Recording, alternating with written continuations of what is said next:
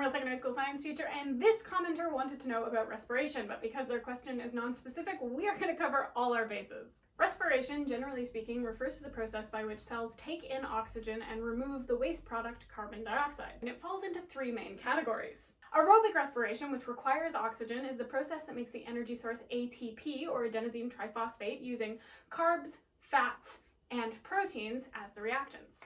Anaerobic respiration, which is 15 times less effective than aerobic respiration, is used when not enough oxygen is available. In some organisms, like mammals, anaerobic respiration produces lactic acid, which is what makes your muscles hurt after you exercise. And in other organisms, like extremophiles, they don't use oxygen at all, but instead use substances like sulfur, sulfates, and nitrates to undergo cellular respiration. And finally, fermentation. When no oxygen is available, pyruvate can't be metabolized, and so it creates ethanol. In plants, we use this to make products like wine and beer, and some single-celled organisms like yeast are what we use to make bread rise, because they also produce carbon dioxide as part of this process. Fermented foods are really good for you, and some examples include yogurt, kefir, pickles, kombucha, and kimchi. But what are the different methods of respiration, I hear you asking from behind your screens? Well, don't panic, because your science mom is here to tell you. Aquatic respiration is used by organisms like fish, sand dollars, and sea stars, where basically an opening in their bodies acts like a pressurized valve to pump oxygenated seawater in and pump wastewater out. Some organisms, like sea stars, can also attract oxygen using their tubed feet. This is also known as a water vascular system. Fish, as we know, breathe through their gills, and in fact, if you pull a fish backwards, it'll drown because the water rushes in the wrong way. Please don't test this. Some fish can pump their gills so they can stay still in the water and continue breathing, and other fish, like some species of sharks, have to continuously swim to keep water moving over their gills or they'll suffocate. How do sharks sleep then, I hear you asking, conspiratorially from behind your screen? Well, it's actually really interesting. They find an ocean current and they hang out in it, and that keeps the water moving over their gills while they just take a little rest. We love sharks. We gotta stop hurting them. They're just big, dumb, blind sea babies, and they're very important for the regulation of ecosystems, and water is not shark-infested. That's where sharks live.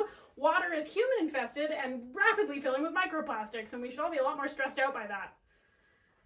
Arthropods, or underwater insects, can breathe air through their gills that they diffuse through their exoskeletons, or some of them breathe atmospheric air that they trap as air bubbles or use little breathing tubes. The diving bell spider is a great example of this. Some organisms, like jellyfish, don't have a formal set of organs for breathing, but instead passively or actively diffuse oxygen over their bodies. And higher plants can diffuse oxygen into their bodies using stomata in areas of the water where there's poor light. Buccal breathing, or cheek breathing, is how amphibians inflate their lungs. Interestingly, humans are negative pressure breathers, so our lungs occupy lower pressure than the surrounding atmosphere, which makes it very easy for gases to rush inside us. Many types of frogs are positive pressure breathers, so they have to take a big gulp of air and then force it down into their lungs against pressure gradients, but luckily, most of them can also breathe through their skin. Skin breathing is also called cutaneous breathing, and this takes place in fish, amphibians, reptiles, mammals, sometimes, and insects. The lungless salamander relies on skin breathing entirely, so it's aptly named. Some other amphibians have excessive skin to maximize surface area to allow them to get all of the oxygen they need. In sea snakes, their blood moves away from their lungs and towards the capillaries in their skin when they dive as they go into areas of low oxygen, allowing them to breathe through their skin most effectively. And we humans have 1 to 2% of our gas exchange happen through our skin, which is gross. Don't think about that too long. Finally, there is intestinal or butt breathing, which is exactly what it sounds like. Some organisms breathe through their anus, or more accurately through a specialized organ called a cloaca. This takes place in turtles in hypoxic or low oxygen environments, and some other organisms, like some types of fish, worms, and crabs, can breathe this way also.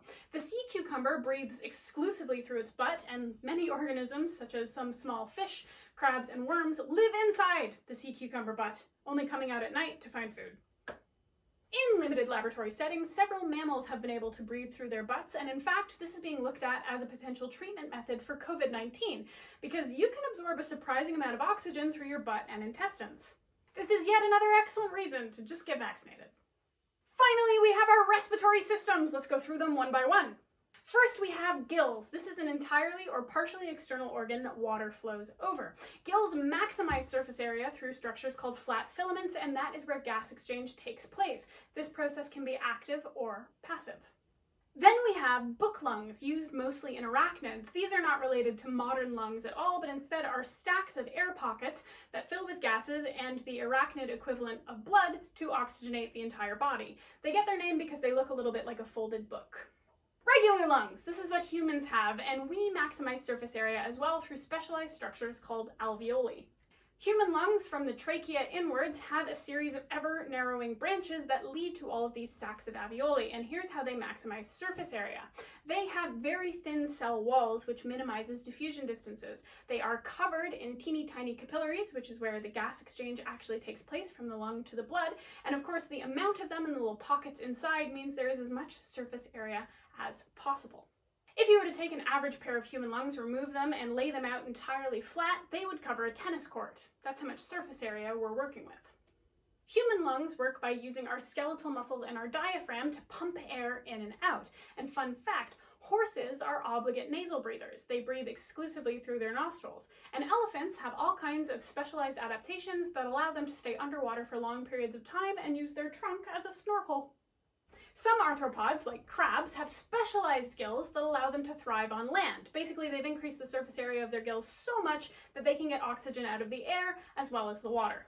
Insects have openings called spiracles in their ectoskeletons that allow oxygen to rush in, and because insects are so tiny, they don't have a very huge oxygen demand, so they can make sure all of their cells get the oxygen they need without having formal structures for gas transport. Finally, plants undergo photosynthesis, as we all know, and the way they do gas exchange for that process is through the stomata, which are specialized openings on the bottoms of their leaves. If there's a science topic you'd like to know more about, then comment below or reach out to us on social media.